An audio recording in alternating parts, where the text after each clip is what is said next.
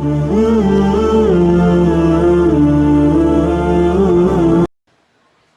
bismillahirrahmanirrahim. Wassalatu wassalamu ala sayyidina Muhammadin as-sadiqil wa'dil amin. Ayi hakuri saboda katsewar network da kuma yankewan sakon saboda wasu dalilai da suka shigo.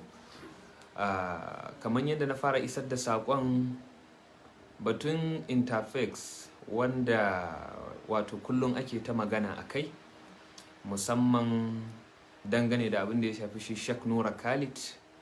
To na yi bayanin cewa ba ina goyon bayansa 100% bisa uslubin yadda yake da'awa ko yake isar da saƙo ko yake ganin haɗuwan kai tsakanin abin da ya shafi wato Kirista da Musulmi da sauransu. Ni ba ina goyon bayansa ne 100%, duk da cewa akwai guraren da mun haɗu da shi dangane da fahimtansa.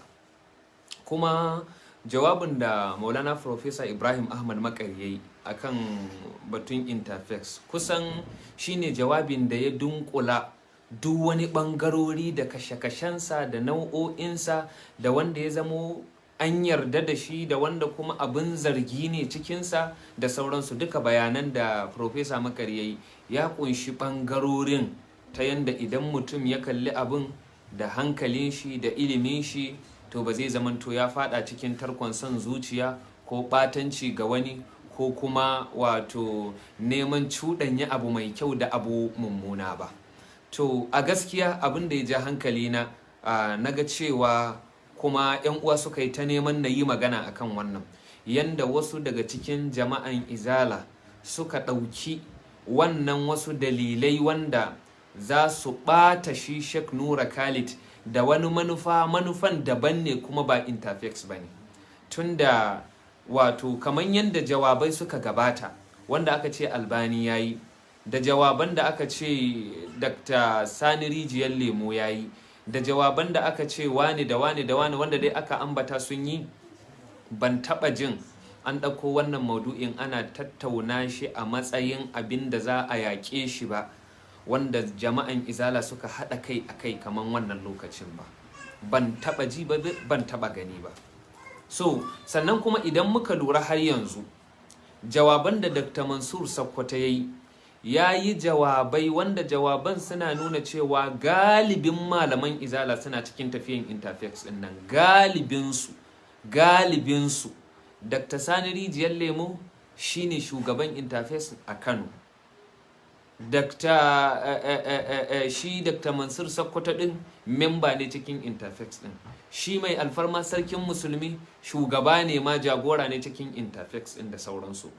To sai ya zamanto abin kaman kifi ne da kaya, kaman da akwai gurin tsoka akwai kuma gurin kaya wanda za a ware, wanda ba yi da amfani a zubar da shi a gefe. To amma duk lokacin da aka saita makami dangane da shi Nura Khalid, sai kaga ana nuna shi ne wanda yake son ya haɗa tsakanin Kiristanci da Musulunci, ya ce duka abu guda ne. Na ji shi Dr. Mansur Sokoto ya ce ya san malaman Izala da yawa wanda suke cikin interface, amma bai san suna da manufan su gwama addinin Musulunci da addinin Kirista ya zamanto an haɗa shi ya zamo addini ɗaya ba, wahdatul adiyan kamar yadda suke faɗa.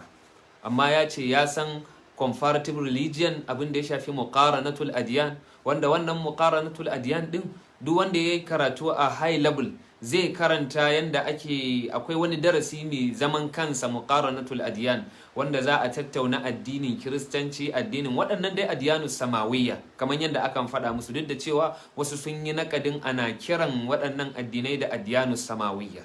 To amma ba akan za nake magana ba, akan abin da nake magana shine shi Sheikh Nura Khalid, me yasa tuntuni ba a yaƙe shi a matsayin mutumin da yake so ya gwama addinin Musulunci da addinin Kiristanci su zamo addini ɗaya ba? Me yasa tuntuni ba a yaƙe shi akan wannan ba? Sai yanzu aka samu wannan fikar. Na farko kenan. Na biyu, me yasa Sheikh Mansur Sokoto ya ce ya san malaman Izala da yawa, a ciki ya ambaci Dr. Sani Rijiyar Lemo akan suna cikin wannan tafiya na interface? Me yasa ya ce duk wanda ya san su ba su da alaka da san wahdatul adiyan, a hada addinai su zama kwaya daya? sai mutum ɗaya ya ce Nura Khalid shine ya san yana da wannan fahimta.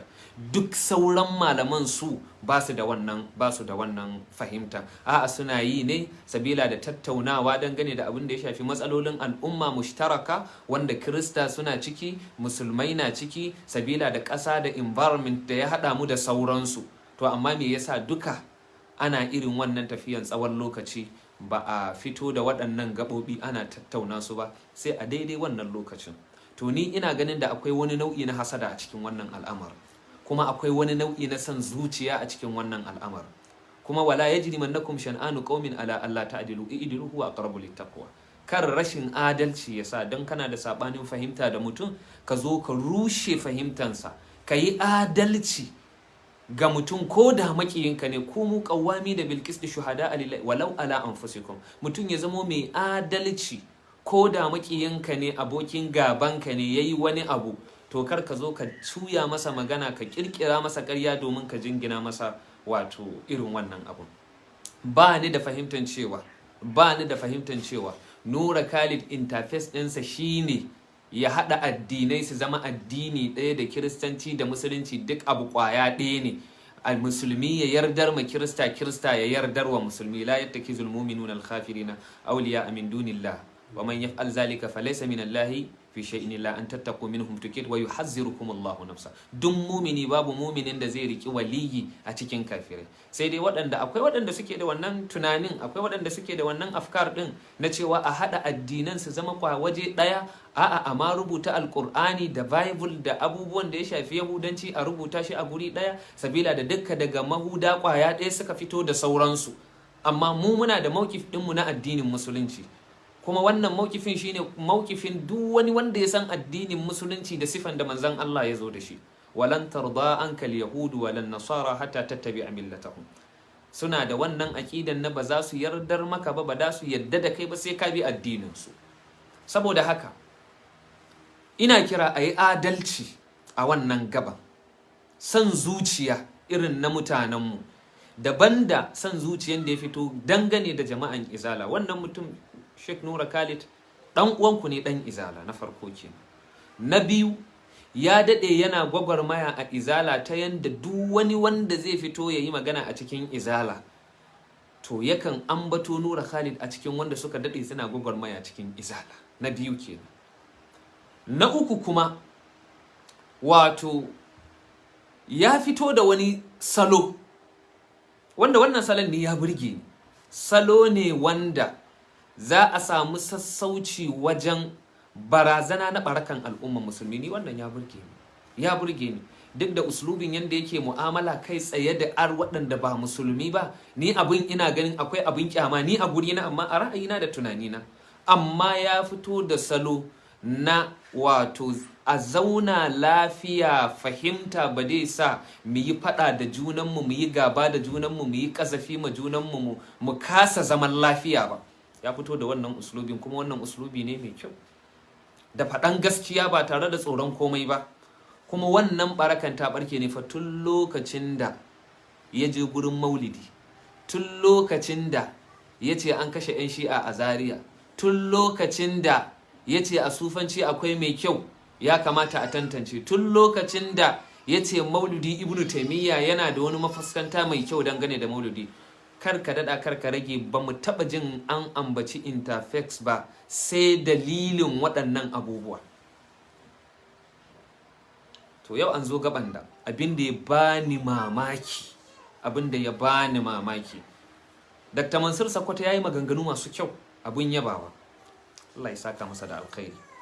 Amma kafin ya yi maganganun da ya yi, Professor Ibrahim Makari ya yi irin wannan maganganun wanda maganganunsa masu suka fi ihata da dukkanin abin da ya shafi ɓangarorin interface ɗin. Ya yi maganganu akan kashe-kashensa, ya yi maganganu akan bambance-bambancensa da manya-manyan malaman da suke cikin wannan tafiyan. Kuma waɗanda suka zo suna rawaje abin suna kawo abubuwa cikin al'amarin sun daɗe fa a cikin interface ɗin. Shi yanzu wannan mutumin ɗan dutsen tashi da yake maganganunsa akan interface ɗin, ya taba ce muku an gayyace shi a abun? Ya taba ce muku shi memba ne? Ya taba ce muku shi memba bane? Har Kaduna an gayyace shi sai daga baya ne aka kwankwasa abin aka ji ya ci kudin interface din, da shi aka lashi roman, da shi ake gudanar da abubuwan, amma kuma yanzu sabila da an zo wani gaban da yake so ya samu kafan da zai tsaya ya turje ya bata wanda zai bata, shi ko ya gyara nasa ƙwaryan, ya ce a wana nasa kaza ne. Abin mamaki wai har zaka ambaci sunan dan uwanka mai da'awa ka ce masa magaryaci. Ni ban san irin wannan usulubin da'awan ba mu sani ba mu. A usulubin da'awa ba za ka kira sunan wanda tsakaninka da shi akwai tattaunawa na fahimta ka ce masa makaryaci ba. Amma abun mamaki jiya har yana cewa Dr. Mansur Sokoto makaryaci, kayi ƙarya anan, kayi ha'inci anan, kaza. Ba su san a zauna lafiya a ƙasan nan kenan su. Duk wani abin da za a samu wato laluma, a samu sassauci, ba su san a samu zaman lafiya kenan. Tunda menene idan dai har da abu uslubi na tsanantawa, na ji ma wani wanda bai san yanda aka fuskanta ba gabotari yana maganan wai matsala ne na alwala'u wal bara. Me ya hada wannan da alwala'u wal bara? Kai ka san me ake nufi da alwala'u wal bara? Idan ka san me ake nufi da alwala'u wal bara, me zaka kawo inda ai ma alwala'u wal bara'un ga wane ne shugaban da a samu wala'in a gurin wanda za a tabbatar mishi da wala'i? Waye shugaban musulmin? Bayan an riga an raba kan musulmi, an daidaita kan musulmi.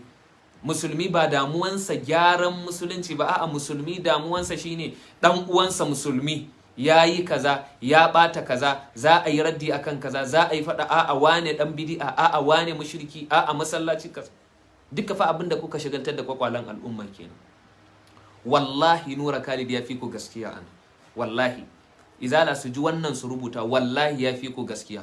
Kuma wannan fahimtar nasa ta fi fahimtar waɗanda suke so su gurɓata wato zaman lafiya a ƙasar nan. Wallahi wannan fahimtar nasa ya fi wannan fahimtar nasa ya fi kusa da fahimtar musulunci, ya fi kusa sosai da sosai, 100% ya fi kusa. Me yasa na ce ya fi kusa? A wannan fahimtar akwai kira zuwa ga zaman lafiya. A wannan fahimtar babu wani abin da zai cutar da addinin musulunci ta hanyar wanda yake cikin musulunci ya fita daga musulunci. Babu abin da zai cutar da addinin musulunci ta hanyar wanda yake da ra'ayin shiga addinin musulunci ba zai shiga musulunci ba, babu wannan. Amma da wannan suna na tsanantawa da sunan sunna da sauransu, wani irin bala'o'i ne ba a kawo wa mutane ba, wani irin kashe-kashe ne ba a kawo wa mutane ba, wani irin zubar da jini ne ba a kawo wa mutane ba a sassan duniya. Saboda haka ku ji tsoron Allah. Duk abin da mutum zai faɗi to ya san cewa ma yalfizu min qawlin illa ladayhi raqibun atid. Ba abin da zaka furta sai face mala'iku suna nan suna kiyaye da abin da kake furtawa, suna bibiye da abin da kake furtawa. Na ji mamakin wannan dan tasha wanda baya da alaka da addini min qaribin wala min ba'idin, yanda ya fito yana zakalkalewa akan wannan mas'ala, yana zakalkalewa, yayi maganganun da ya kama kansa, ya lanyace kansa, ya daure bai sani ba. Kana maganan an gayyace ka a Kaduna, kana maganan ba a san kai ma memba bane, kana maganan wani tunda kake ka taba fitowa ka faɗi abin da yake cikin interface din wanda yake fuskantar barazana ga addinin musulunci, ka taba fitowa ka faɗa? Mun taba ji? Ba mu taba ji ba. Sai yanzu ne ka samu gaba, ka samu wani mafakan da zaka fake kenan. Ka samu mafakan da zaka fake, ka isar da hajanka, ka isar da bukatanka, ka bata wanda zaka bata. To wannan ya ishe ku ji, ya ishe ku gani. Shi Dr. Sani Rijiyar Lemo an ce memba ne koko shine ma shugaba na wannan haɗakan zamantakewa da tattauna matsalolin al'umma tsakanin Kirista da Musulmi. Shine shugaba ma a Kano. Shine shugaba a Kano. Shi Dr. Mansur Sokoto ya ce shi memba ne. Ya ce kuma mai alfarma sarkin Musulmi shi ma wani gaba ne cikin wannan tafiya. Professor Ibrahim Makari ya ce shi ma an gayyace shi wannan abun ba so ɗaya ba, ba so biyu ba. Saboda haka ba su bambance tsakanin mai kyau din da mummunan ba. A'a, suna son kawai a rintuma ne inna rududu kawai. Abu wani yanayi na tsarin tsanantawa irin wanda suka saba yi da sunan addinin musulunci kawai. tsanantawa ba ma ga wanda ba musulmi ba, a'a ga musulmi ma a tsananta masa idan yayi abin da ba daidai ba a kafirta shi, a bid'antar da shi, daga ƙarshe a shirkantar da shi ko a halatta jininsa. Ila mata sai yaushe za ku tausaya ma al'ummanmu ku gane cewa yanzu matsalan al'ummanmu ya shige maganan yaya ta saɓani da rashin jituwa da faɗa tsakanin mutane. Matsala ne da ya kamata a samu haɗin kai, a samu comparative domin a warwaro matsalolin da yake damun mutane.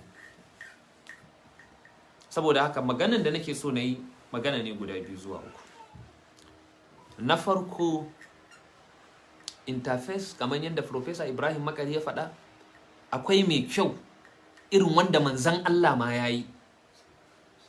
Manzan Allah ya yi farkon hijiran da manzan Allah sallallahu alaihi wasallam, hijiran manzan Allah zuwa Madina, farkon abinda manzan Allah ya fara yi bayan assasa masallacinsa shine a samu haɗin kai domin zaman lafiya tsakanin waɗannan mabambantan addinai, Yahudu da Nasara da kuma Musulmi. Tunda kafin musulunci ya zo Madina bai san wani Yahudanci ko Nasaranci ba, sai da ya zo Madina ya zo ya tarar da waɗannan ƙalubalolin, ya zo ya tarar da waɗannan addinan. Don haka addinin musulunci ya nemi a zauna lafiya.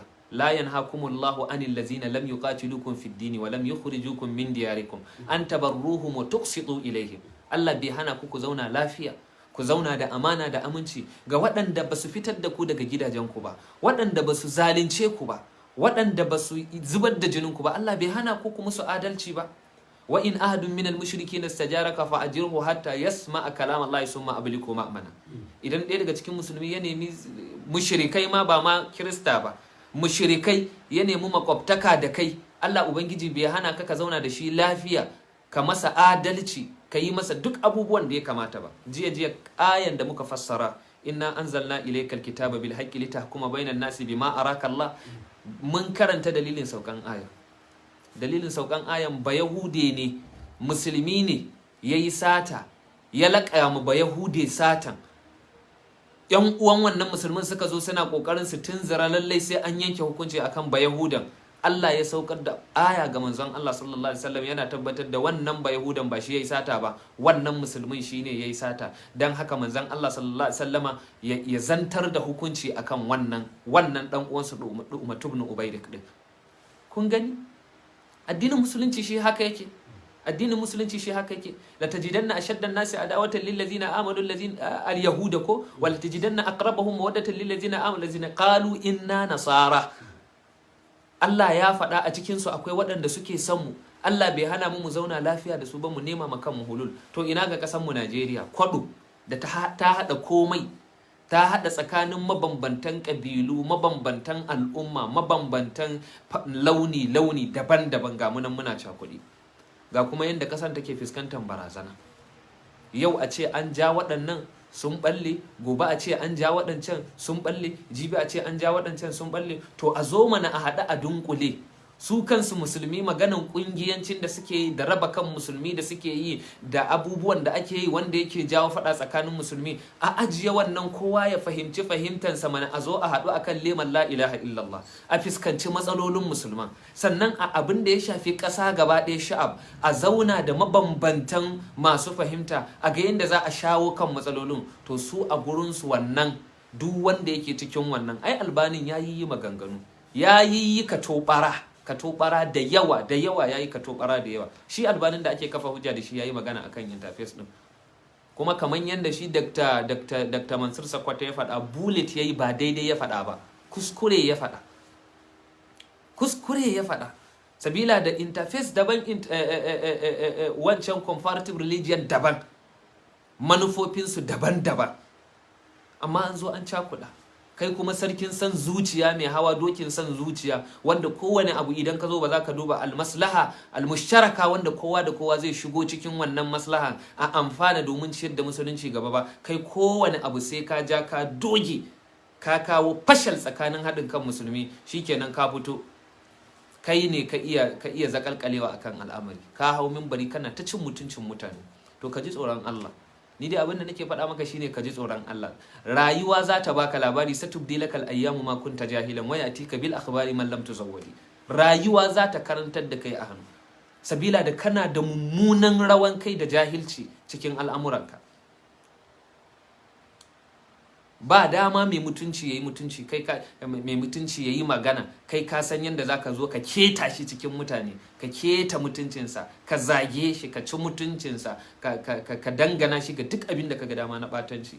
Saboda ƙarya kuma ka ce kai ma da memba ne a interface din, amma baka taba fitowa ka yaki interface din da abin da yake cikin ta ba, sai kuma yanzu ne da aka zo ana magana akan wani. Saboda haka izala ku yi ma Nura Khalid adalci.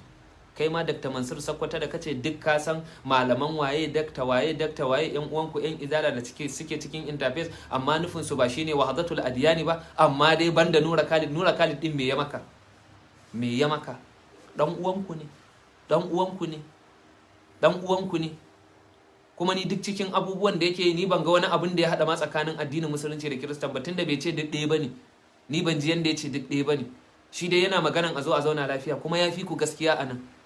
Ya fi mutanen ku gaskiya da suke son a yi ta faɗa tsakanin musulmi da musulmi ma a yi ta faɗa, a sake komawa tsakanin kirista da musulmi a yi ta tada hankali, a ce za a je a kashe wani. Da haka ake ƙwaron musulmi. Ai da gaske ne duk lokacin da wani abu ya zo na barazana kan musulunci yake dawowa. Ya kamata ku tambaye ni me yasa yake dawowa kan musulunci. Yaushe musulmi ya taba tare wani kirista ya kashe shi? Ni ban san wannan ba, tun da nake ban sani ba. Amma musulmi a gurare nawa aka kashe su? An kashe su a gurare nawa? Duk lokacin da kaji an tada wani fada tsakanin kirista, wallahi da ka samu ba musulmi bane ya tada rigima, su suka tada rigiman. Me ya jawo haka? Rashin haɗin kan mutanenmu, rashin haɗin kan musulmi. Idan abun ya zo shi kenan sai kawai kowa ya shiga ya duba maslahansa, ya duba menene mafitansa, ya zai yi ya fanshi, menene abin nan ɗinsa. Kuma duk wanda kaji yana cika baki akan wannan abin ya daɗe da cin kuɗi akan wannan interface ɗin, ya daɗe da cin kuɗi a kai. Gwara shi Nura Khalid ɗin da ya ci ma, to ya zo yana bayyana wasu abubuwa wanda a cikinsa akwai alkhairi. Ni na ga alkhairin haka, ko wani na bai gani ba, kuma ban ce na gamsar da kai ra'ayina ba. Alkhairin haka ko shine alal akalli dai al'umman musulmi su fara jin dumin junansu a jikinsu,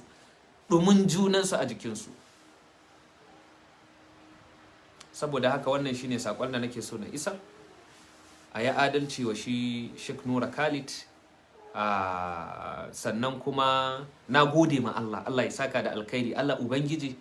Allah Ubangiji ba azzalumin kowa bane. Sai da Professor Ibrahim Makari yayi maganan da yayi, sannan Dr. Mansur Sakkwato ya zo ya daura yayi magana irin na Professor Ibrahim Makari. Wallahi da Dr. Mansur Sakkwato bai fito yayi magana ba, sai an samu wasu marasa kunyan yara sun zo da sunan kore wannan abun, sun kawo abubuwan da zai kawo rudani. Amma gashi to shine da ba a samu dai tsayayye wanda zai fito yayi abin nan ba, sai aka samu wani a nan Bauchi a can wani loko ya zo yana maganan wai wane makaryaci ne, a su san kaza, su aka kulla kaza da su, aka yi kaza da su. Shi duk abin da zai kawo zaman lafiyar musulmi baya so. To ai adalci ma Sheikh Nura Khalid na farko. Na biyu kuma a tantance mai kyau daga mummuna cikin wannan abu da ake tattaunawa. Lallai akwai mai kyau a ciki, kuma waɗanda suke ce duka abun mummuna ne sun daɗe da cin kuɗin abun ma, sun saka a aljihunsa, sun gina abubuwa da shi, amma kuma sun zo suna sukan abu, kuma mafi yawa ma hasada ne. Shi Nura Khalid ɗin sun ga yana ɗan ƙoƙari, ana sauraron sa har sun ga ma ƙila wai ya samu karɓuwa a gurin wasu. To dalilin wannan kuma shine hasadan ta motsa. Shi kuma dama baya wannan jam'iyyarsu na a haɗu a murƙushe zaman lafiya tsakanin musulmi, a ce ma wani kafiri ko mushriki ko ɗan bid'a. Dan haka kawai ya zamanto shi ba mahbub bane a gurin su, sai suka haɗe masa kai. Interface. Saboda haka Allah Ubangiji ya sauke mu. Matafiyanmu cikin wannan shine abin da malamanmu suke kai, abin da kuma muka ga mai kyau ne, wanda Allah Ubangiji ya kyautata, shine haɗin kai tsakanin al'umman ƙasa domin sama ma ƙasa zaman lafiya, domin sama ma ƙasa ci gaban arziki da ci gaba na tsaro.